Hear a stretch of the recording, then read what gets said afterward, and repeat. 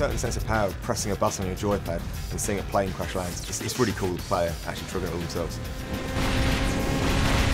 The Powerplays are these big animation moments with a lot of physics interaction.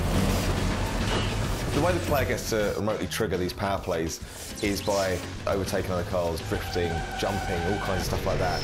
It earns you power, and when you earn enough power, you can trigger them remotely. It's a way for you to control the track, create shortcuts and take out your opponents. So if the car in front of you has an icon above them, that signifies they're being targeted in a power play zone. And if you press your power play button then, something in the environment will get triggered. Some of them up to 1.8 kilometres in length of animation that we need to do.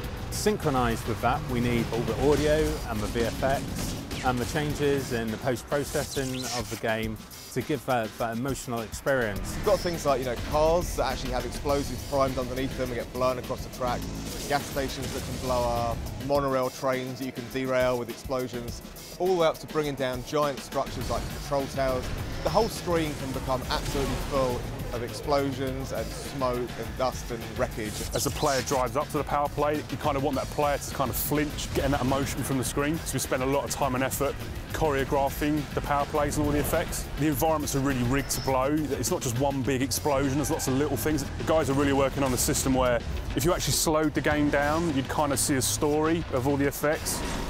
You never know exactly how a lap or a race is going to play out, so sometimes you might not have enough power to trigger some power plays you want in the environment, or sometimes your opponent might trigger it before you get there. So it really does mean that every race and every lap is very different. You can never completely predict what's going to happen when.